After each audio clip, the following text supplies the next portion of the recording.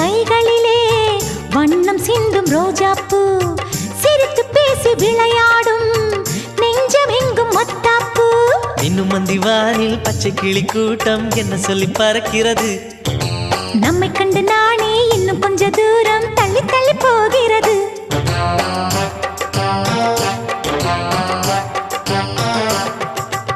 எங்களின் கதை கேட்டு தலையாட்டுது தாமரை பூ